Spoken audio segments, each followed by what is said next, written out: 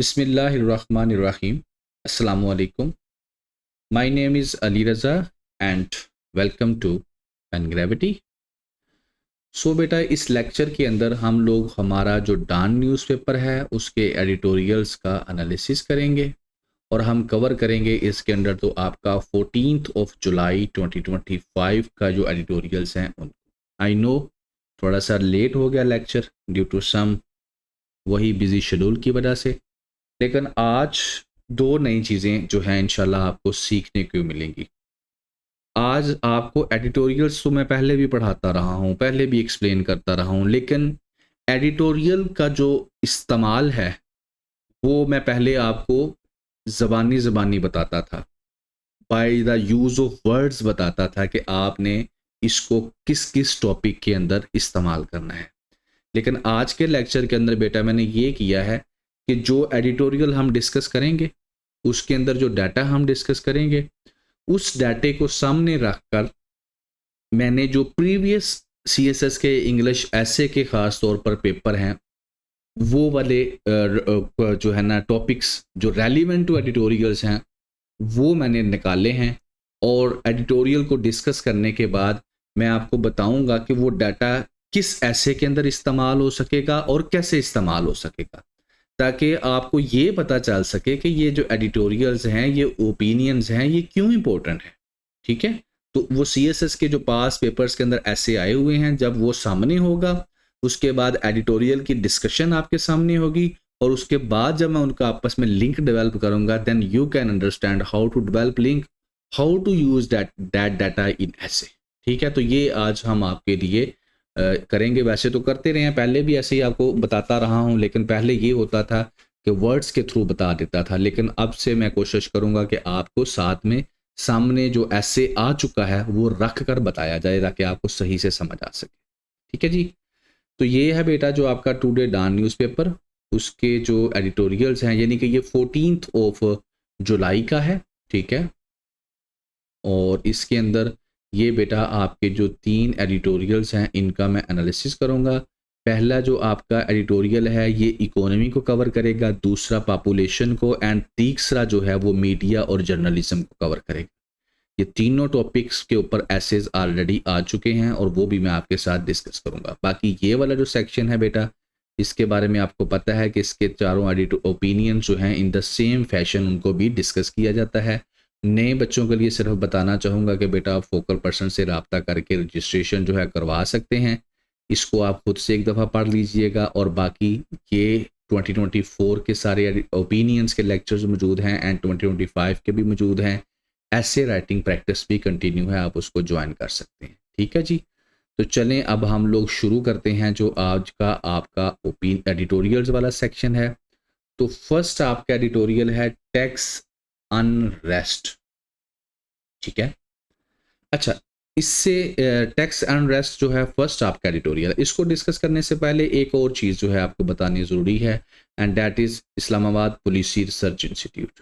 इनका ये जो जर्नल है इसको हम लोगों ने वीडियो लेक्चर्स की फॉर्म के अंदर कन्वर्ट कर दिया है। ठीक है, तो जर्नल्स के अंदर और बेटा मैगजीन्स के अंदर जो डिफरेंस होता है बहुत बड़ा डिफरेंस होता है। जर्नल्स के अंदर सिर्फ रिसर्च पेपर्स होते हैं, तो इसके अंदर जो रिसर्च पेपर्स हैं उन सब रिसर्च पेपर्स को जो है क्या किया गया है, हर एक रिसर्च पेपर का अलहदा से एक लेक्चर बनाया गया, एक कम्प्रीहेंसिव सा लेक्चर, जिसके अंदर टीचर ने क्या किया है, एक कम्प्रीहेंसिव अंदाज के अंदर जो मेन डाटा है उसको आपके साथ डिस्कस किया, जिस तरह हम लोग ओपिनियंस एडिटोरियल्स में करते हैं, और फिर आपको समझाया है कि आप इसको एग्जाम्स में कैसे इस्तेमाल कर सकते हैं। तो इन वीडियो लेक्चर्स को भी आप लोग फोकल पर्सन से क्या कर सकते हैं, परचेज कर सकते हैं, रजिस्ट्रेशन इसके अंदर आप लोग करवा सकते हैं। इसका आपको बंडल इकट्ठा ही दे दिया जाएगा। ठीक है, टैक्स अनरेस्ट। अच्छा, गौर से समझना, एक छोटी सी बात है, उस छोटी सी बात को हम क्या करेंगे, 2 डिमेंशंस के अंदर डिस्कस करेंगे और उसके बाद हम उसको अपने एग्जाम्स के अंदर लेके जाएंगे। ठीक है, आराम से सुनना है और इंशाल्लाह आपको एक काफ़ी क्लैरिटी आ जाएगी। तो इसके अंदर राइटर, इसका पहले क्रक्स सुन लें। राइटर इसके अंदर ना बेटा इकोनॉमी को डिस्कस करेगा, मेन आपका टॉपिक इकोनॉमी, और इकोनॉमी के अंदर वो टैक्स की बात करेगा। और टैक्स की बात वो इसलिए करेगा क्योंकि जो ट्रेडर्स हैं, जो ताजर हैं, वो प्रोटेस्ट कर रहे हैं पाकिस्तान के अंदर।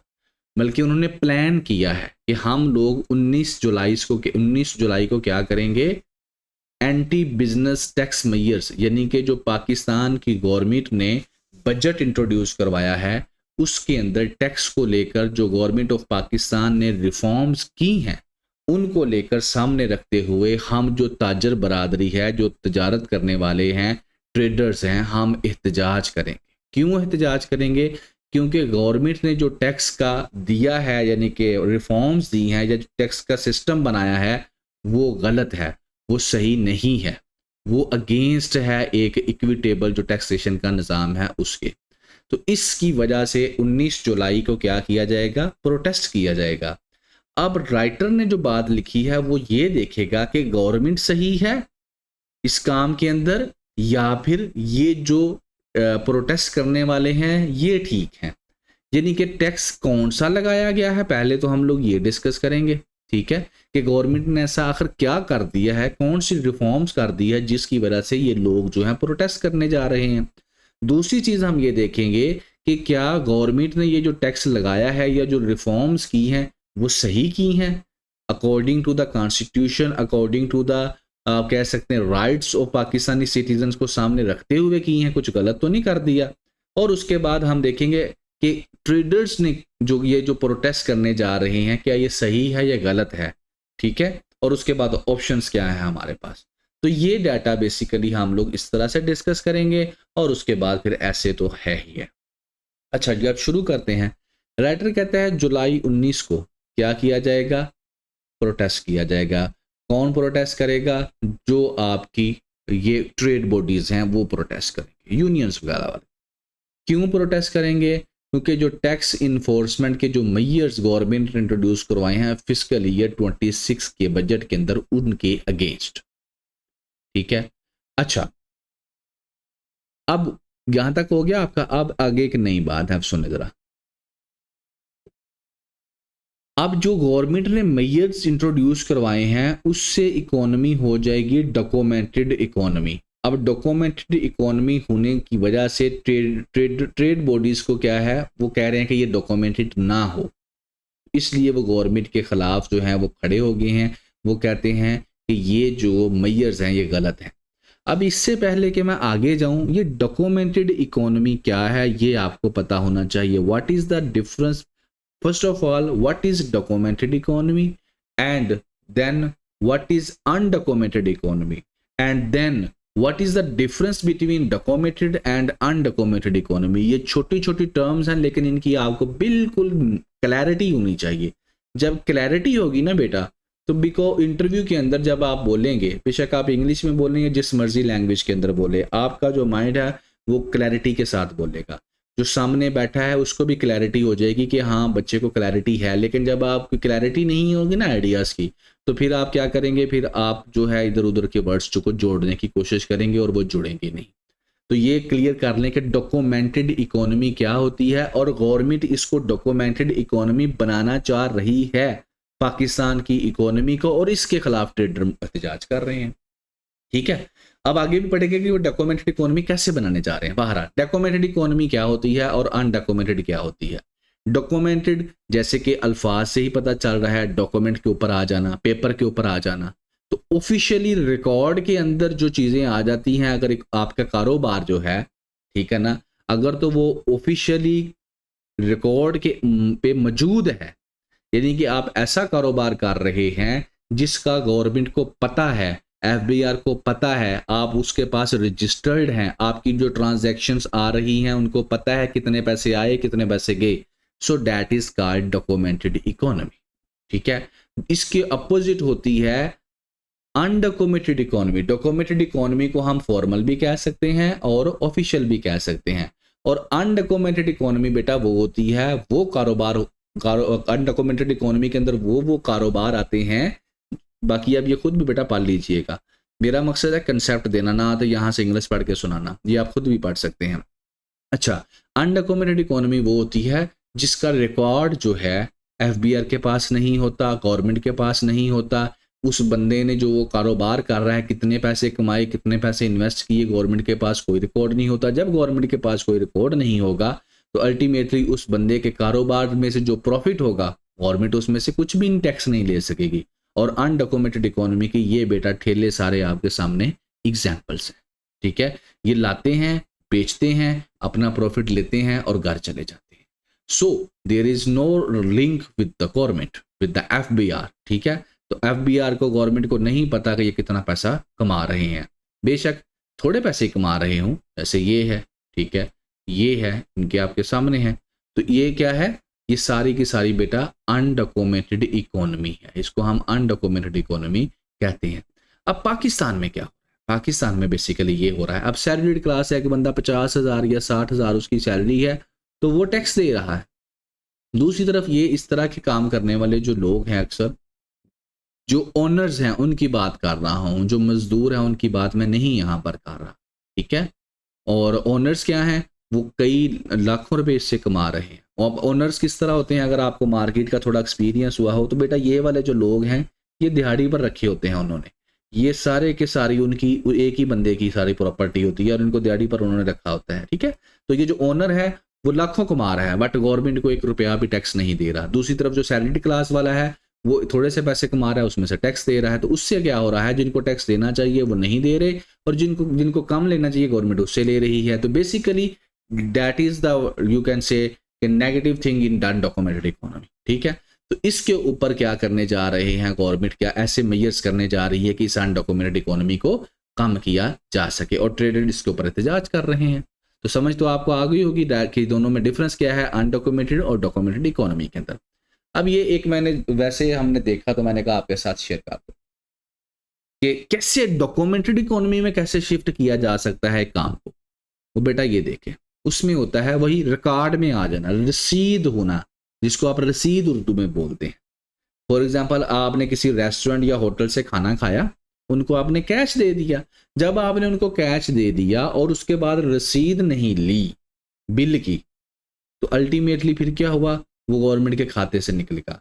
जो रिटेलर्स हैं उनके पास POS नाम का एक सॉफ्टवेयर होता है, पॉइंट ऑफ सेल उसे कहा जाता है। अब ये पॉइंट ऑफ सेल एफबीआर के साथ लिंक होता है। अब इसके अंदर जितनी ट्रांजैक्शंस होती हैं वो सारी रिकॉर्ड में जा रही होती हैं। तो अगर होटल्स और रेस्टोरेंट वालों को आप कहें कि मुझे रसीद दी जाए, तो अल्टीमेटली वो सॉफ्टवेयर से जनरेट करके आपको रसीद देंगे और गवर्नमेंट को पता चल जाएगा कि कितने पैसे जो हैं आए हैं। तो ये भी आप पढ़ लीजिएगा, ये भी आपको हेल्प करेगा। कैसे कैसे हेल्प करेगा ये आगे जाके जब हम ऐसे को डिस्कस करेंगे ना, फिर आपको सही समझ आ जाएगा। अच्छा, अब गवर्नमेंट ने कौन सा काम किया जिसकी वजह से लोग प्रोटेस्ट कर रहे हैं। गवर्नमेंट ने ये किया है कि एफबीआर का जो अफसर है वो अरेस्ट कर सकेगा जो बंदा टैक्स नहीं देगा उसको। एक काम तो ये है, उसको पावर्स दे दी है। दूसरा काम गवर्नमेंट ने ये किया है कि जो फैक्ट्रीज जो हैं जिनके अंदर मुख्तलिफ चीज़ें बन रही हैं, वहाँ पर अपना एक टैक्स मैन जो है वो डिप्यूट करेंगी, वो जाकर वहाँ पर नज़र रखेगा कि कितनी जो है चीज़ें बनी, प्रोडक्शन कितनी हुई, सेल कितनी हुई। डिजिटल इनवॉइसिंग होगी, ई बिलिंग होगी, ये चीज़ें होंगी। 2 लाख से ज़्यादा कोई भी कारोबारी बंदा जो ट्रांसफ़र नहीं कर सकेगा, कैश जो है वो नहीं निकलवा सकेगा या नहीं ट्रांसफ़र कर सकेगा इस तरह की ट्रांजैक्शंस। ठीक है ना, जो भी use of cash for over 2 lakh से ज़्यादा कैश का यूज़ करेगा उसको सज़ा दी जाएगी। ठीक है, एंड नंबर 5, इस तरह के छोटे छोटे और स्टेप्स लिए जाएंगे। इनका करने का मतलब क्या है कि कैश का इस्तेमाल किया जा सके। आप कह सकते हैं कि कैश लेस इकोनॉमी जो है वो बनाने की कोशिश की जा रही है, क्योंकि जब आप डिजिटल ट्रांजैक्शंस करेंगे तो अल्टीमेटली रिकॉर्ड हो जाएगा कि इस बंदे के पास कितना पैसा आया, कितना पैसा गया, कहाँ कहाँ गया, ट्रांसपेरेंसी हो जाएगी, कितना प्रॉफिट इसके पास आया। तो कैश के अंदर जो है बेसिकली गवर्नमेंट को हिसाब लगाना, एफबीआर को हिसाब लगाना मुश्किल हो रहा होता है। तो ये वाले बेटा वो मेजर्स हैं जिनकी वजह से वो प्रोटेस्ट कर रहे हैं। लेकिन राइटर अब वो कहते हैं कि ये मेजर जो है इम्प्रैक्टिकल हैं। अब देखिए यहाँ पर मैंने इसको हाईलाइट इसलिए नहीं किया कि ये पॉइंट इंपॉर्टेंट है, यहाँ पर ये वर्ड इंपॉर्टेंट है। ठीक है, प्रैक्टिकली एंड इम्प्रैक्टिकल। अब आप लोग जब ऐसे लिखते हैं, एक बच्चा लिख रहा है कि those measures are not practical. ठीक है, कि ये वाले जो मेजर्स हैं वो प्रैक्टिकल नहीं हैं। दूसरा बच्चा लिखता है दोज मेजर्स आर इम्प्रैक्टिकल। अब नॉट प्रैक्टिकल एंड इम्प्रैक्टिकल, तो लफ्ज का डिफरेंस आ गया, कंसेप्ट तो दोनों एक ही देना चाह रहे हैं ना। लेकिन जो बच्चा इम्प्रैक्टिकल का वर्ड यूज करेगा, इसका मतलब है कि जब एग्जामिनर आपका ऐसे चेक करेगा तो उसे लगेगा कि इस बच्चे की रीडिंग ज्यादा है, इस बच्चे के पास जो है नॉलेज ज्यादा है। ये आपके जो वर्ड्स है ना, ये जान डालते हैं आपकी राइटिंग के अंदर, ठीक है ना। अब यहाँ पर अनजस्टिफाइड या आप कह लें नॉट जस्टिफाइड, तो ये अब आप जब सादे हम लोग ऐसे चेक कर रहे होते हैं ना, आपके टीचर्स आपके ऐसे भी चेक कर रहे हैं, आपको भेज भी रहे हैं, तो उसके अंदर क्या हो रहा होता है, आप सादी इंग्लिश, वो साइंस वाली इंग्लिश लिख रहे होते हैं, नॉट इज एम आर का बहुत इस्तेमाल कर रहे होते हैं। तो इन चीज़ों को नकार दें, जामिया प्रिसाइज पावरफुल वर्ड्स का इस्तेमाल करें, और वो वर्ड्स आपको यहाँ से ही मिल जाएंगे, ठीक है। अच्छा, तो वो कहते हैं जनाबी अली इनफॉर्मल इकोनॉमी जो है, इस वजह से जो है बेसिकली वो कहते हैं कि ये जो स्टेप गवर्नमेंट लेने जा रही है, ये स्टेप जो है इम्प्रैक्टिकल है, इनको प्रैक्टिकली हम अप्लाई नहीं किया जा सकता और अनजस्टिफाइड हैं, क्योंकि गवर्नमेंट ने अकेली ने ये फैसला कर लिया है, गवर्नमेंट ने हमसे पूछा ही नहीं है। अब यहाँ पर मैं आपको एक बात बता दूं बेटा, आपने अक्सर जो है Lahore chamber of commerce, Sheikhpura chamber of commerce, Sialkot chamber of commerce, इस तरह से आपने जो है हर जिले का एक चैम्बर ऑफ कॉमर्स होता है। ये चैम्बर ऑफ कॉमर्स के अंदर होता क्या है, तो बेसिकली इस चैम्बर ऑफ कॉमर्स के अंदर ये होता है कि government representatives and your businessman class वो बैठकर डिस्कशन करती है। गवर्नमेंट अगर कोई पॉलिसी, कोई टैक्स का निज़ाम कोई लॉन्च करना चाहती है, तो वहां पर पहले कोशिश करती है कि जो बिजनेसमैन क्लास है उसको क्या किया जा सके, उसको एतमाद में लिया जा सके, बिकॉज बिजनेसमैन ही इन्वेस्टर्स हैं, बिजनेसमैन ही जॉब्स प्रोड्यूस करते हैं, ठीक है। तो इनका मकसद बेसिकली ये होता है। लेकिन यहां पर वो कह रहे हैं हमसे पूछा ही नहीं गया, यूनिलेटरली, यूनि का मतलब होता है अकेले अकेले, यूनि एक, आप वर्ड यूज करें इनको यूनिलेटरली। बाइलेटरल, बाई का मतलब होता है दो मुल्कों के दरमियान, असल में बाइलेटरल रिलेशंस। तो ये यूनि अकेले अकेले गवर्नमेंट ने फैसला कर लिया है, हमसे पूछा ही नहीं, जिसकी वजह से क्या है, जो ट्रेडर्स हैं, एसएमईज का मतलब है स्मॉल एंड मीडियम इंटरप्राइजेज, छोटे छोटे, जिस तरह मैंने आपको, और मैन्युफैक्चरिंग वाले परेशान हैं।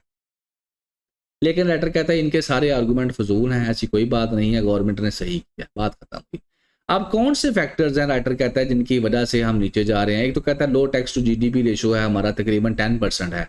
अब लो टैक्स टू जीडीपी रेशो क्या होती है बेसिकली, पहले भी वैसे पढ़ा चुका हूँ, हल्का सा बता देता हूँ यहाँ पर, क्योंकि फिर लेक्चर बहुत लंबा चला जाएगा।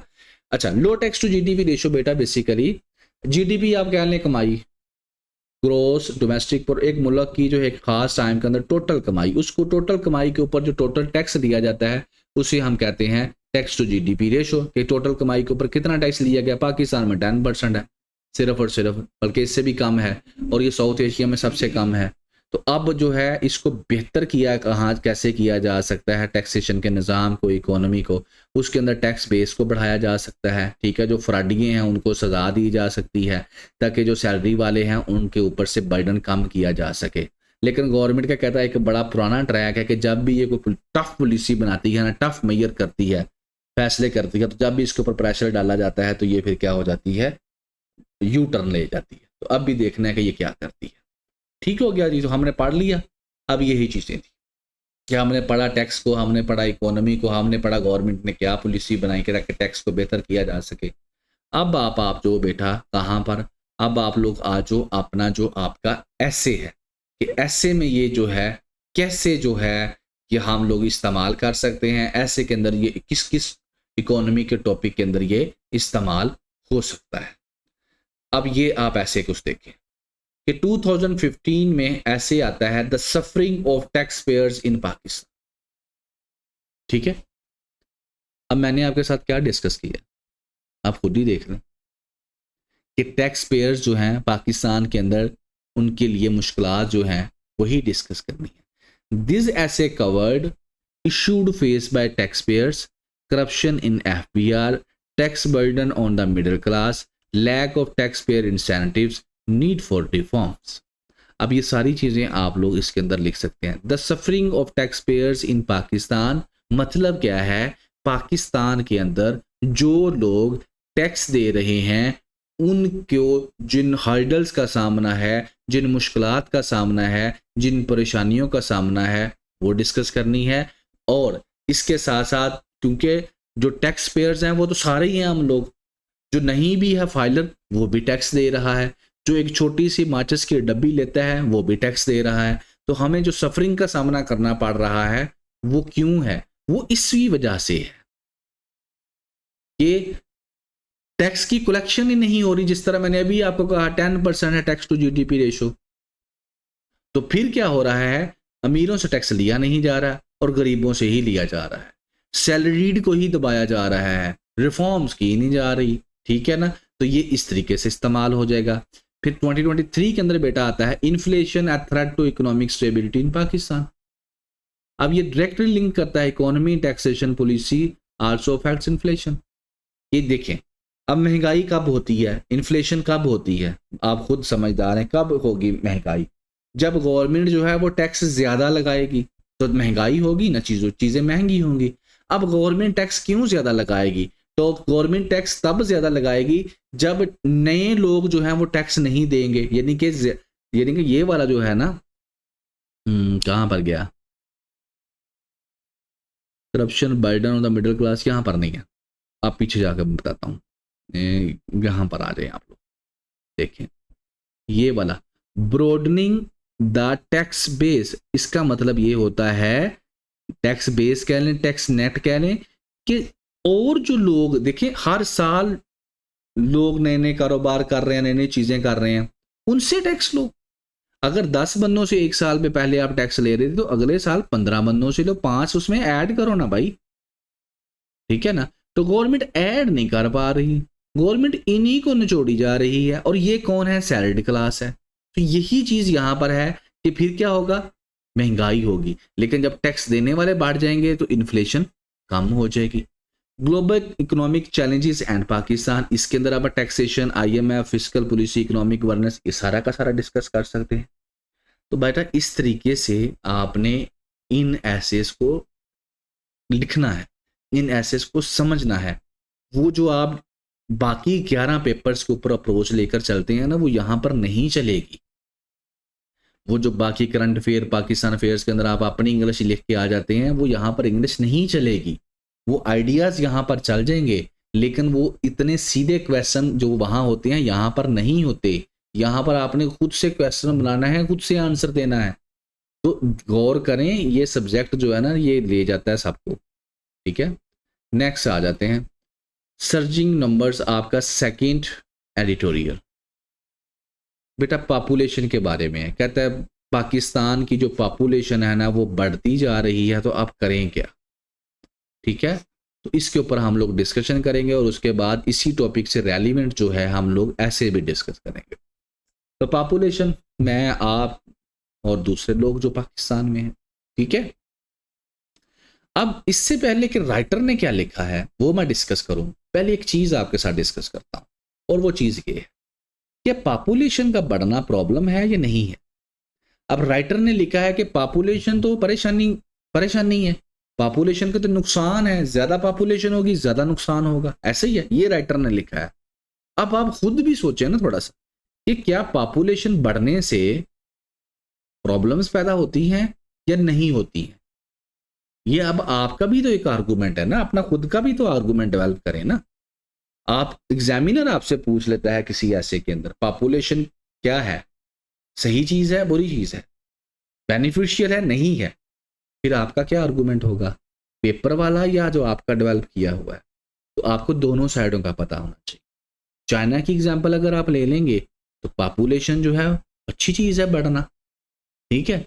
पाकिस्तान की एग्जांपल लेंगे तो पॉपुलेशन का बढ़ना अच्छी चीज नहीं है। तो उसमें पॉपुलेशन बात नहीं है, उसमें बात ये है कि आपके जो लोग हैं उनके ऊपर आपने, जिसको हम लोग ह्यूमन रिसोर्स डेवलपमेंट कहते हैं, वो कितना किया भाई। जो आपके बच्चे हैं उनको आपने क्वालिटी एजुकेशन दी, हेल्थ की क्वालिटी हेल्थ की फैसिलिटीज दी, उनको एक प्रोडक्टिव सिटीजन बनाया। अगर तो उनको एक क्वालिटी एजुकेशन दी, अच्छी हेल्थ प्रोवाइड की, अच्छी इन्वायरमेंट प्रोवाइड की और एक प्रोडक्टिव सिटीजन बना दिया, तो फिर पॉपुलेशन आपके बेटा जितनी मर्जी बढ़ जाए आपको कोई प्रॉब्लम नहीं है, ठीक है। लेकिन उसके अपोजिट, अगर आपके मुल्क में बच्चा पैदा हुआ है ना, आप उसको क्वालिटी एजुकेशन दी, ना आपने उसकी हेल्थ का जो है ख्याल किया, ठीक है, उसको प्रॉपरली खाना भी खाने को नहीं मिल रहा, माल न्यूट्रिशन का वो शिकार है, फिर सिंड्रोम मुख्तलिफ किस्म के उसको फेस करने पड़ रहे हैं घर बाहर में, और उसके बाद जब वो बड़ा होगा तो बड़ा होने के बाद वो एक डल सी पर्सनैलिटी, एक ऐसी पर्सनैलिटी जो प्रोडक्टिव नहीं है ना अपने लिए ना अपने मुआशरे के लिए। तो जब हम इस तरह के मरीज़ और इस तरह के जो है पॉपुलेशन इकट्ठी कर लेंगे तो फिर वो आपके लिए बर्डन है, ठीक है ना? तो यही है पॉपुलेशन। अब आपने किस एंगल में इस चीज़ को लिखना है, कैसे एग्जांपल्स देनी है, it's depend upon you. China की एग्जांपल ले लें, पॉपुलेशन बढ़ जाएगी, नॉट अ बिग डील, ठीक है? पाकिस्तान की एग्जांपल ले लें, पॉपुलेशन ज़्यादा है तो परेशानी है, ठीक है? चाइना ने भी नो डाउट वहाँ पर जो है one China policy, one baby policy जो है उनकी, ठीक है ना, वो उन्होंने इंट्रोड्यूस करवाई जिसके उनको नुकसानात भी हुए हैं।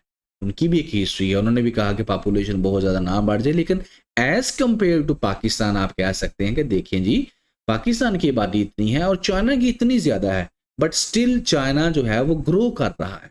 तो इट्स मीन कि हम लोग, पॉपुलेशन का इशू नहीं है, ह्यूमन रिसोर्स डेवलपमेंट का इशू है।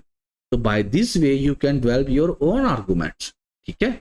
बहरहाल ये भी चीज़ें आपको पता होनी चाहिए दोनों साइडों का। अब एग्जामिनर क्या लिखता है उसकी भी सुन लेते हैं। वो कहता है पॉपुलेशन 240 मिलियन पाकिस्तान की होगी या 2% हर साल ये बढ़ रही है। तो आज वर्ल्ड पॉपुलेशन डे है तो इसलिए मैं लिख रहा हूँ। हमारे फेडरल मिनिस्टर ने ये कहा कि जो पॉपुलेशन बढ़ रही है ये अनचेक्ड है, हम चेक ही नहीं इसको कर रहे। तो पॉपुलेशन बढ़ने के फिर वो नुकसानात आगे बताता है फेडरल मिनिस्टर। वो कहता है कि हॉस्पिटल्स के अंदर मरीज ज़्यादा हो जाएंगे, आउट ऑफ स्कूल बच्चे ज़्यादा हो जाएंगे। अब देखिए ना, इनके सोल्यूशन है, भाई आप बनाओ हॉस्पिटल, दो उनको अच्छी health, out of school childrens बनाओ ना स्कूल, भाई दो टीचर उनको। ये तो आपकी कॉन्स्टिट्यूशन के पर्सपेक्टिव में आपकी जिम्मेदारी है। लेकिन वो कह रहे हैं कि बच्चे आउट ऑफ स्कूल ज़्यादा हो जाएंगे, हॉस्पिटल जो हैं वो ओवर क्राउडेड हो जाएंगे, ये पॉपुलेशन के नुकसानात हैं। क्यों? क्योंकि हम भाई नहीं चला सकते, हमारे पास इतने पैसे नहीं हैं, ठीक है? इकोनॉमी आपकी जो है ओवर पॉपुलेशन की वजह से वो खराब हो जाएगी, तबाह हो जाएगी, ठीक है जी? तबाह तो होगी ना जब आप लोग IMF से कर्जा लेकर मुल्क चला रहे हैं, खाना खा रहे हैं हम सारे, तो फिर ज़ाहिर है अगर जितने लोग बढ़ते जाएंगे उतना कर्जा ज़्यादा लेना पड़ेगा। फिर तो सिंपल फार्मूला है। लेकिन अगर यही लोग प्रोडक्टिव हो जाएं तो फिर गेम रिवर्स हो जाएगी। ठीक हो गया जी? प्लानिंग मिनिस्टर ने कहा है जी NFC अवार्ड जो है उसमें रिफॉर्म्स करने की ज़रूरत है, ठीक है? और उसके साथ साथ उसने कहा है कि जी फर्टिलिटी जो है वो बहुत हाई है, यानी कि बहुत ज़्यादा औरतें कंसीव हो रही हैं। कंट्रासेप्शन स्टेड पैची, कंट्रासेप्शन बेटा बेसिकली फर्टिलिटी ना हो, जो है प्रेगनेंसी ना हो, उसको रोकने के लिए जो भी चीज़ें इस्तेमाल की जाती हैं वो सारी की सारी कंट्रासेप्शंस के अंदर आ जाती हैं, ठीक है? उसके अंदर मेल के यूज़ के लिए भी जो चीज़ें हैं वो, और फीमेल के यूज़ के लिए भी जो चीज़ें हैं वो, उसके अंदर टैबलेट्स हैं, इंजेक्शंस हैं एंड मल्टीपल अदर थिंग्स हैं। एक लंबी लिस्ट है जिसको आप फैमिली प्लानिंग के अंदर यूज़ भी करते हैं, ठीक है? तो ये कंट्रासेप्शन जो फैसिलिटीज़ हैं वो हर जगह पर पाकिस्तान के अंदर मौजूद नहीं हैं या बहुत कम मौजूद हैं, जिसकी वजह से फर्टिलिटी जो है वो बढ़ती जा रही है। अनप्लान्ड प्रेगनेंसीज जो हैं, अनप्लान्ड यानी कि माँ और बाप के अगर 2 या 4 बच्चे हैं तो अब वो नहीं चाहते कि हमारा आगे कोई बच्चा पैदा हो, but still due to unplanned pregnancy, यानी कि वो उनके पास जो कंट्रासेप्शंस जो हैं वो नहीं है, उनको पता नहीं है, वो इस्तेमाल नहीं कर रहे, so due to that reason औरत अगेन प्रेग्नेंट हो जाती है। तो हाफ ऑफ ऑल प्रेगनेंसीज जो पाकिस्तान के अंदर वो कहता है तकरीबन हो रही हैं वो अनप्लैंड है, उसमें माँ और बाप नेक्स्ट बेबी नहीं चाह रहे होते लेकिन वो आ जाता है। It is what due to what reason? The main reason is contraception जो है वो उनकी अवेलेबिलिटी नहीं, ठीक है? तो इसी के साथ साथ एक बात तो ये कर देता है और दूसरी बात वो यहाँ पर और कर देता है, वो कहता है 24% पाकिस्तान की जो औरतें हैं वो लेबर फोर्स के अंदर पार्टिसिपेट करती हैं, यानी कि वो कोई काम करती हैं। तो पाकिस्तान जो है वो कहता है कि लैग्स बिहाइंड, यानी कि पाकिस्तान जो है वो ना सिर्फ हेल्थ एजुकेशन में पीछे है बल्कि इकोनॉमी के अंदर भी इसी वजह से पीछे है कि हमारी अच्छी खासी जो लेबर फोर्स है, जो औरतें हैं वो पार्टिसिपेट ही नहीं करती, ठीक है? अच्छा, अब इसको सही करना है कैसे है, इसके लिए पॉलिटिकल विल चाहिए।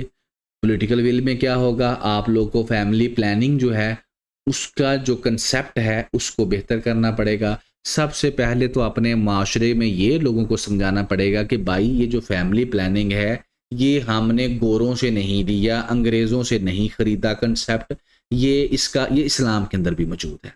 क्योंकि फैमिली प्लानिंग को अक्सर यही कंसिडर किया जाता है कि ये एक वेस्टर्न कंसेप्ट है, ठीक है। तो राइटर कहता है पहले तो अपनी आवाम को ये समझाओ कि जो फैमिली प्लानिंग है ये वेस्टर्न कंसेप्ट नहीं है, अंग्रेज़ों से या गोरों से हमने नहीं लिया। पहली चीज़ तो ये समझाओ। दूसरी चीज़, जो हमारे इस्लामिक स्कॉलर्स हैं, जो हमारे यहाँ पर अच्छे इस्लामिक स्कॉलर्स हैं, जो लीडिंग इस्लामिक स्कॉलर्स हैं, जिनको लोग समझते हैं, जिनकी बात को सुनते हैं, समझते हैं और उनके ऊपर बिलीव रखते हैं कि ये बंदा जो है गलत नहीं बोलेगा, उनको ये ज़िम्मेदारी दो कि वो आगे आएँ और आकर अपनी पाकिस्तानी अवाम को बताएं कि फैमिली प्लानिंग जो है वो इस्लाम के अंदर मौजूद है, आप इसको प्रैक्टिस कर सकते हैं, ठीक है। ताकि फिर लोग ये ना समझे कि ये एक गैर इस्लामी काम है। तो पहला तो ये कर लें कि अपनी अवाम को ये समझा लें कि ये एक जो है ना क्या है, इस्लामी काम है, गैर इस्लामी नहीं है, with the help of religious scholars, ठीक है। एक काम तो ये करें। दूसरा काम क्या करना है, फिर कुछ प्रैक्टिकल स्टेप्स भी लें। अब आपने लोगों को समझा दिया कि फैमिली प्लानिंग एक इस्लामी काम है, गैर शरी नहीं है, गैर इस्लामी नहीं है, जो राइटर लिख रहा है, ठीक है। मैं आई हैव नो, वो कह सकते हैं कि मेरे पास इतना इल्म नहीं है कि मैं ये बता सकूं कि ये चीज़ इस्लामी है या नहीं है, ठीक है। बिकॉज जो जिस फील्ड का एक्सपर्ट है वो उसको बेहतर बता सकता है, ठीक है। मैं जियो पॉलिटिक्स, इंटरनेशनल रिलेशंस या इन चीज़ों का एक्सपर्ट तो हूँ, बट इस्लाम का बहुत बड़ा एक्सपर्ट नहीं हूँ। तो ये कोई मुफ्ती साहब या जो इस फील्ड के एक्सपर्ट हैं वो बेहतर बता सकते हैं। जिस तरह राइटर ने कहा कि जो लीडिंग इस्लामिक स्कॉलर्स हैं, अगर वो समझते हैं कि ये एक रिलीजियस प्रैक्टिस है, इस्लामिक प्रैक्टिस है, they should come forward and tell the people कि ये ऐसी चीज़ है। अब लोगों ने एक्सेप्ट कर लिया कि ठीक है ये एक इस्लामिक प्रैक्टिस है, तो अब उस प्रैक्टिस को करना कैसे है, फैमिली प्लानिंग करनी कैसे है, तो अब वो चीज़ें प्रोवाइड करना जो है वो गवर्नमेंट की जिम्मेदारी है। उसके लिए गवर्नमेंट को क्या करना चाहिए, कुछ प्रैक्टिकल स्टेप्स लेने चाहिए ताकि फैमिली प्लानिंग सर्विसेज जो है उनको एक्सपैंड कर सके, छोटे लेवल के ऊपर जो है लोगों को दे सके। बेनजीर इनकम सपोर्ट प्रोग्राम जैसे जैसे जो प्रोग्राम्स हैं वहाँ पर रिप्रोडक्टिव हेल्थ जो है, ठीक है ना, include reproductive health access as part of their mandate. अब मैं यहाँ पर बेटा आपको दो चीज़ें बता देता हूँ। एक चीज़ ये है कि जो ये वाली लिखी हुई है, और एक चीज़ जो यहाँ पर नहीं लिखी हुई लेकिन वो आपको पता होनी चाहिए, ठीक है। अब जो यहाँ पर लिखा हुआ है वो ये है कि बेनजीर इनकम सपोर्ट प्रोग्राम से आपको पता है जो ज़रूरतमंद औरतें हैं, ठीक है, वो क्या करती हैं, उनको गवर्नमेंट ऑफ पाकिस्तान कुछ पैसे देती है हर महीने या 2 महीने बाद या 3 महीने में, जो भी उनकी प्रैक्टिस है, जिससे वो अपनी फैमिली को सपोर्ट कर सकती हैं। अब ये कह रही हैं कि उन्हीं औरतों का जो डाटा है, रिप्रोडक्टिव हेल्थ भी उनकी चेक की जाए और कोशिश किया जाए कि जो औरतें फैमिली प्लानिंग की तरफ आएँ, यानी कि फैमिली प्लानिंग को कंपल्स, अगर औरतें फैमिली प्लानिंग की तरफ नहीं आ रही तो उनके पैसे ही बंद कर। बेसिकली ये घुमा फिरा के ये प्रोवाइड बात करना चाहता है। या इसके सब बेनजीर इनकम सपोर्ट के अंदर रिप्रोडक्टिव हेल्थ को भी ऐड कर दो, ठीक है, अच्छी बात है, कर दो।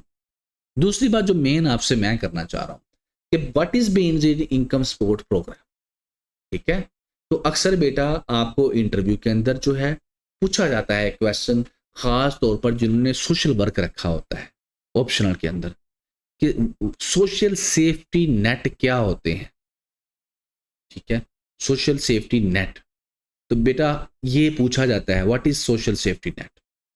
तो अब सोशल सेफ्टी नेट के अंदर हर वो प्रोजेक्ट जो लोगों की वेलफेयर के लिए लगाया जाता है, जो गरीब लोगों की मदद के लिए लगाया जाता है, बेशक वो एजुकेशन के पर्सपेक्टिव में हो, हेल्थ के पर्सपेक्टिव में हो या किसी भी डिमेंशन के अंदर हो, तो बेसिकली जो भी प्रोजेक्ट लोगों की वेलफेयर के लिए लगाया जाता है, लोगों की मदद के लिए लगाया जाता है, उसको हम कहते हैं सोशल सेफ्टी नेट। तो Benazir income support programme is one of the example, ठीक है। तो अगर आपसे इंटरव्यू में पूछे तो आप ये नहीं, ये आंसर देना है। आगे जी, फिर वो कहता है और लड़कियां जो हैं उनको ज़्यादा देर तक स्कूल में रखें, ताकि वो जब तक ज़्यादा देर तक स्कूल में रहेंगी तो उनकी जल्दी शादी नहीं होगी, और जल्दी शादी नहीं होगी तो जल्दी प्रेगनेंसी नहीं होगी, ठीक है। और इसके साथ साथ वो थोड़ी तालीम हासिल कर लेंगी और अपने लिए कुछ पैसे कमाना भी सीख जाएंगी, ठीक है। तो ये चीज़ वो कहता है करने की ज़रूरत है गवर्नमेंट को। इसके अलावा कहता है पाकिस्तान को female teachers, doctors, engineers, factory workers सबकी ज़रूरत है, ठीक है। लेकिन इसके लिए आपको क्या करना पड़ेगा, एक इन्वायरमेंट पैदा करनी पड़ेगी। फेडरल गवर्नमेंट को चाहिए कि वो भी कुछ करे। वो क्या करे कि एक council, high level council of coordination population बनाए, पॉलिसी बनाए, ठीक है ना। और हर सूबे के साथ मिलकर, और एनएफसी फार्मूला जो है उसको शिफ्ट किया जाए पॉपुलेशन के ऊपर नहीं, बल्कि पॉपुलेशन के how well they being cared for. ये समझाता हूँ ये क्या चीज़, बात क्या कर रहा है और ये चीज़ क्या है। केयर्ड आपको पता है किसी चीज़ की, जैसे केयर करना, देखभाल करना। पहले एनएफसी, नेशनल फाइनेंस कमीशन, बेटा एनएफसी अवार्ड 2010 के अंदर जो है 7th एनएफसी अवार्ड जो दिया गया आपकी 18th कॉन्स्टिट्यूशनल अमेंडमेंट के बाद। इससे पहले भी एनएफसी चल रहा था। एनएफसी बेसिकली एक फार्मूला है जिसके तहत ये तय किया जाता है कि फेडरल गवर्नमेंट जो है वो सूबों को कितने पैसे देगी, कितने % पैसे देगी, ठीक है। तो इसके थ्रू एनएफसी, अब सूबों को किस लिहाज से पैसे दिए जाएंगे यह मैं हल्का सा आपको समझा देता हूँ। वैसे तो ये एक पूरा टॉपिक है। तो पहले तो यह फेडरल गवर्नमेंट जो है अपने पास 42.5% पैसे रखेगी और 57.5% जो है सूबों को देगी। अब सूबों को 4 सूबे हैं, इसमें से कितना कितना दिया जाएगा। तो इसमें से 4 एरियाज हैं। एक तो पॉपुलेशन है, उसके हिसाब से 82 नंबर हैं, 2 नंबर्स हैं। फिर जैसे पंजाब की पॉपुलेशन ज़्यादा है, सिंध पैसे ज़्यादा कमा के देता है क्योंकि वहाँ पर वो आपकी पोर्ट्स वगैरह हैं कराची की, ठीक है ना। तो ये इस लिहाज से बनाया गया।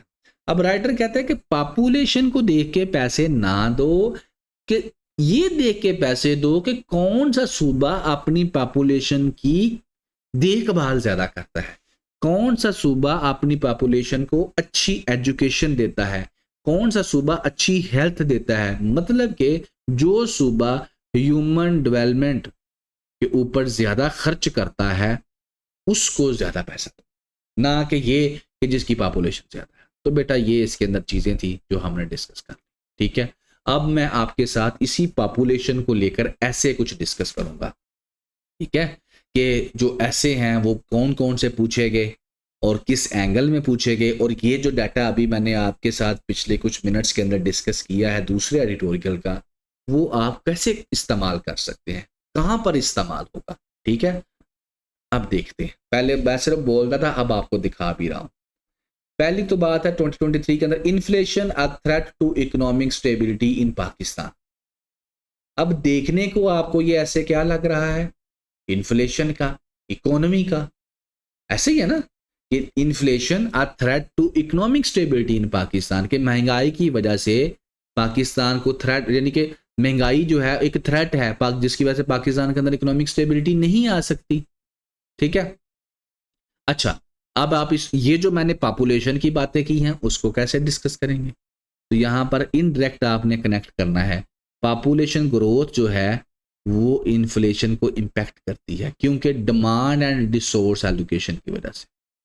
देखें, जब आपकी पॉपुलेशन ज्यादा होगी, ठीक है, तो आपका जो मुल्क है उसकी डिमांड ज्यादा बढ़ेगी। जब आपके मुल्क की डिमांड ज्यादा बढ़ेगी तो उसकी डिमांड को पूरा करने के लिए पाकिस्तान को ज्यादा पैसों की जरूरत है।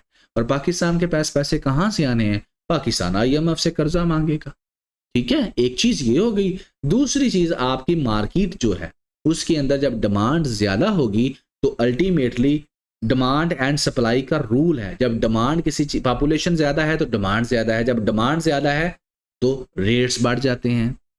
तीसरी चीज, जैसे मैं एग्जांपल देता हूँ गंदम की, अब तो आपने किसानों से जो है नहीं परचेज की, लेकिन उससे 1-2 साल पीछे चले जाएं, आपने यूक्रेन से इंपोर्ट की गंदम, ठीक है। अब कई ऐसी चीजें हैं जो हम लोग इंपोर्ट करते हैं, और इसका मतलब है कि जब आपकी पॉपुलेशन बढ़ जाएगी तो आपको ज्यादा चीजें इंपोर्ट करनी पड़ेंगी, और जब ज्यादा चीजें इंपोर्ट करेंगे तो रिजर्व्स के अंदर जो पैसा है वो खर्च हो जाएगा, तो उसकी वजह से आपके मुल्क के अंदर इकोनॉमिक स्टेबिलिटी नहीं रहेगी। So by this way you can put out population as a cause, इस चीज को प्रूव करने के लिए बेटा, इस ऐसे को प्रूव करने के लिए आप यहां पर इनडायरेक्टली पॉपुलेशन की बात कर सकते हो कि पाकिस्तान के अंदर जो इन्फ्लेशन है वो क्या है, अ थ्रेट है to economic stability in Pakistan. अब इन्फ्लेशन कैसे आएगी, जब पॉपुलेशन बढ़ेगी तो इन्फ्लेशन भी बढ़ेगी। अब पॉपुलेशन के बढ़ने से इन्फ्लेशन क्यों बढ़ेगी, क्योंकि जब पॉपुलेशन बढ़ेगी तो डिमांड बढ़ेगी, जब डिमांड बढ़ेगी तो डिमांड एंड सप्लाई का रूल है, इन्फ्लेशन आ जाएगी।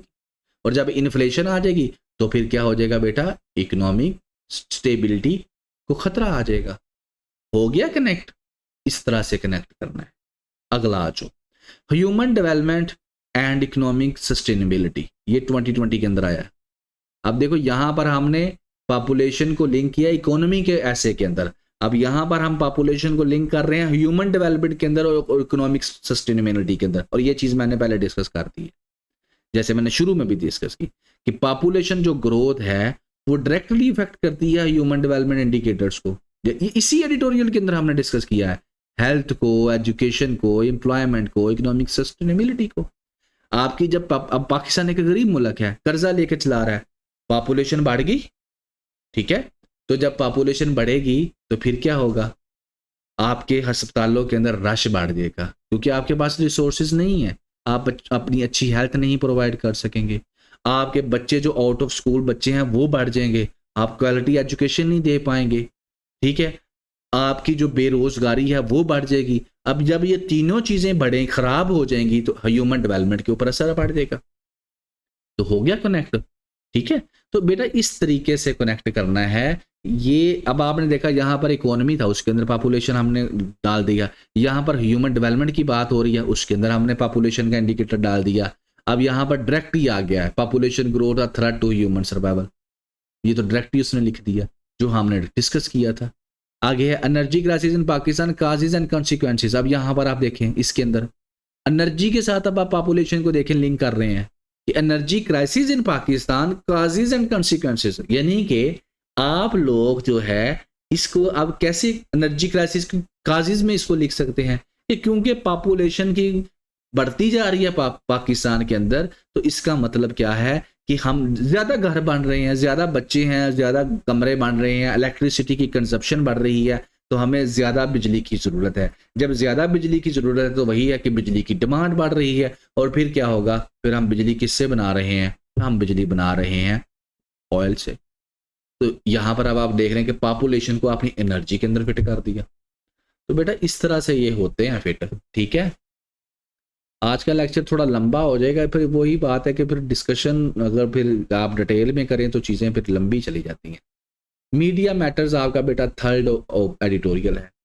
इसमें क्या लिखता है, इसमें वो लिखता है कि मीडिया जो है उसके जो जर्नलिस्ट हैं, ज़ाहिर है जर्नलिस्ट जो होते हैं किसी भी मीडिया की कोई भी फॉर्म हो, इलेक्ट्रॉनिक मीडिया है, प्रेस आपकी जो है, दूसरी है प्रिंट मीडिया है, तो उसमें कुछ इंसान काम कर रहे होते हैं जिनको हम जर्नलिस्ट कहते हैं, जो खबरें लेकर आते हैं, जो रिपोर्टिंग करते हैं।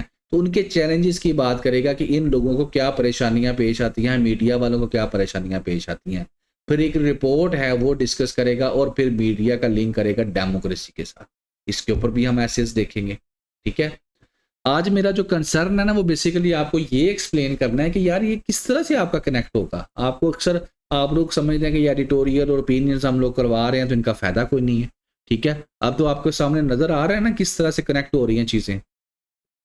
अच्छा, कहता है कि पाकिस्तान के अंदर जो जर्नलिस्ट हैं उनको बड़े खतरात का सामना है।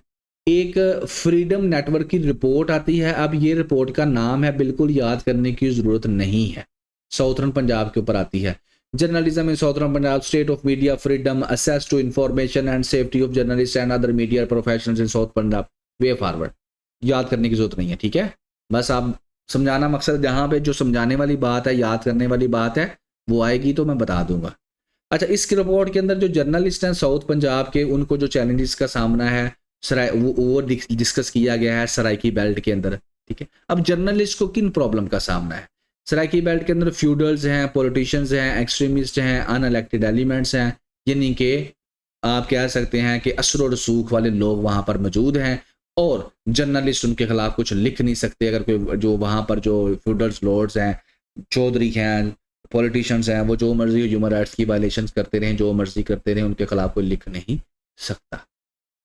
इस रिसर्च के अंदर ये आया है कि तकरीबन 28 इंसिडेंट रिकॉर्ड किए गए हैं, ठीक है ना, कि 18 इंसिडेंट ऐसे हुए हैं जिसके अंदर वायलेंस हुई है, जो जर्नलिस्ट हैं उनको नुकसान पहुंचाया गया, जिसमें से 2 के अंदर मर्डर भी उनका किया गया है, 7 अटैक्स के अंदर जो 7 अटैक्स हुए हैं यहाँ तक।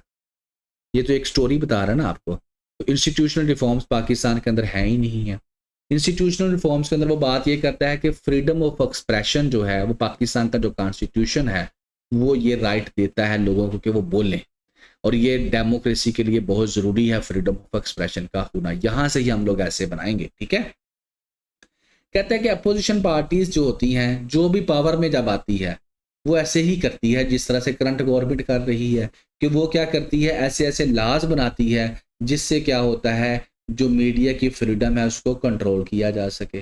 जैसे कि अभी हम लोगों ने भी देखा डिफामेशन लॉ आ गया, फिर आपका जो है पीरा क्या उसका नाम है, prevention of electronic crime act पीका 2016 में जो बनाया गया था, अब इसके अंदर 2025 के अंदर अमेंडमेंट की गई है। तो मकसद क्या है, कंट्रोल करना, ठीक है। अच्छा, तो एडवर्टाइजमेंट, फिर इसके बाद जो है आपने देखा कि वो वाला न्यूज़ चैनल जो गवर्नमेंट को क्रिटिसाइज करता है, गवर्नमेंट की जो एड्स हैं उसको नहीं दी जाती ताकि उसको रेवेन्यू को दचका लगाया जा सके। आपको पता है ना गवर्नमेंट की कितनी एड्स होती हैं मुख्तलिफ महकमों की, वो नहीं उसको दी जाती। तो इस तरह से डिस्कस किया जाए। बट जर्नलिस्ट जो है वो कहता है डेमोक्रेसी को बचाते हैं। इंडिपेंडेंस जो है guaranteed the governance are held accountable in justice. अच्छा, अब यहाँ पर वो कहते हैं कि जो जर्नलिस्ट जो हैं जब सही को सही गलत को गलत कहेंगे उसके अंदर गवर्नमेंट भी आ जाएगी। गवर्नमेंट अगर कोई गलत काम करेगी तो उसको क्रिटिसाइज करेंगे, उसकी अकाउंटेबिलिटी करेंगे। अगर अच्छा काम करेगी तो उसको क्या करेंगे, प्रमोट करेंगे। तो उससे क्या होगा, डेमोक्रेसी मजबूत होगी पाकिस्तान के अंदर। बहरहाल वो कहता है कि पाकिस्तान के अंदर जो मीडिया है उसको खामोश करवाया जा रहा है और उसके इम्पैक्ट क्या होंगे, इससे डेमोक्रेसी कमज़ोर हो जाएगी। इससे जो है सोशल कॉन्ट्रैक्ट जो हुआ है लोगों के दरमियान और गवर्नमेंट के दरमियान, वो क्या हो जाएगा, ख़त्म हो जाएगा, ख़राब हो जाएगा। और इस स्टेट की जिम्मेदारी है कि वो प्रेस की फ्रीडम को क्या करे, सिक्योर करे। अभी मैं आपको एक्सप्लेन करता हूँ तो आपको सारा समझ आ जाएगा। बात यहाँ पर वो ये करता है बेसिकली कि मीडिया के अंदर जो जर्नलिस्ट है ना उनको बड़ी परेशानियों का सामना है, इंडिपेंडेंटली वो काम नहीं कर सकते। और जब मीडिया इंडिपेंडेंट नहीं होगा तो डेमोक्रेसी कैसे आएगी। डेमोक्रेसी कहती है रूल ऑफ लॉ, और रूल ऑफ लॉ ये कहता है जो सही है उसको सही कहा जाए और गलत जो है उसको गलत कहा जाए। अब वो कौन कहेगा, वो मीडिया कहेगा, और मीडिया को कहने नहीं दिया जा रहा तो बात खत्म हो गई। जब गलत को गलत नहीं कह रहे, सही को सही नहीं कह रहे, तो इसका मतलब है फिर ह्यूमन राइट्स की वायलेशंस हो रही हैं। और जब ह्यूमन राइट्स की वायलेशंस हो रही हैं तो इसका मतलब है रूल ऑफ लॉ नहीं है, और जब रूल ऑफ लॉ नहीं है तो डेमोक्रेसी नहीं। ठीक है, तो इस ये बात करता है आपके साथ। अब मैं आपको लेकर चलता हूं जनाब आपके ऐसे के पास, और हम लोग डिस्कस करते हैं कि ये जो बातें हम लोगों ने ऊपर डिस्कस की कि मीडिया वालों के ऊपर जुल्म सितम हो रहा है, जर्नलिस्ट के ऊपर जुल्म सितम हो रहा है, गवर्नमेंट जो है उसको दबा रही है, डेमोक्रेसी खराब हो रही है, वो कैसे, तो ये अब आप खुद ही देख लें। 2018 के में आपके पास एक ऐसे आता है, the press freedom in Pakistan myth और रियलिटी। सीधा कोई इसके अंदर घुमाव फिराव नहीं है कि पाकिस्तान के अंदर जो मीडिया है वो फ्री है, उसके पास फ्रीडम है या नहीं है। हम कहते हैं कि पाकिस्तान के अंदर कहता है कि ये कहा जाता है कि जो मीडिया है वो आज़ाद है। तो ये क्या है, एक मिथ है या रियलिटी है। मिथ क्या होती है कि बस सुनने में होना, रियलिटी में ना होना, हकीकत ना होना। जैसे रियलिटी है या नहीं है, तो अब आप लिख सकते हैं ना, उसके ऊपर आप एग्जाम्पल्स कोट कर सकते हैं कि नहीं जनाब पाकिस्तान के अंदर कोई फ्रीडम नहीं है, ठीक है, बस कहने की बातें हैं। फिर आप शुरू हो जाएं अपने इस आर्गूमेंट को साबित करने के लिए।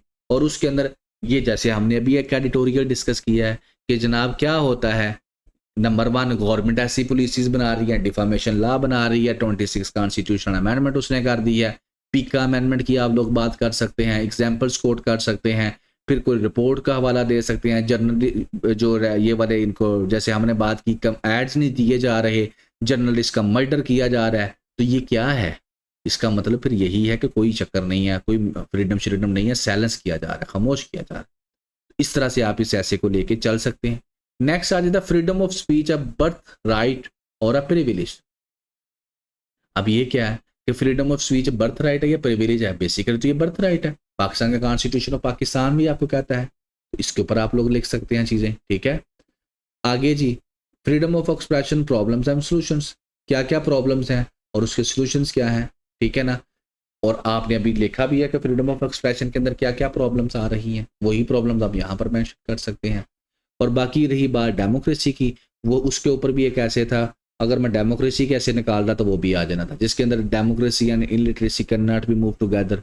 फिर डेमोक्रेसी और साथ में यही मीडिया की जो फ्रीडम है, ये दोनों का होना ज़रूरी है, अकेली को दोनों में से कोई भी नहीं चल सकती। तो जस्ट लाइक दिस बेटा आप डाटा इस्तेमाल कर सकते हैं। बाकी मुझे उम्मीद है कि इस एडिटोरियल के लेक्चर के बाद आपको काफ़ी आइडिया हो चुका होगा कि ये एडिटोरियल आपको क्यों करवाए जाते हैं, ये ओपिनियन आपको क्यों करवाए जाते हैं और इनको कैसे एग्ज़ाम के अंदर आपने इस्तेमाल करना है। बाकी इंशाल्लाह जो आपका नेक्स्ट लेक्चर है वो भी आपको मिलेगा। I will try my best कि कोई भी आपका मिस ना हो, और इंशाल्लाह ज़िंदगी रही तो नेक्स्ट लेक्चर में फिर हाज़िर होंगे। तब तक दुआ में याद रखिएगा। अल्लाह हाफिज़।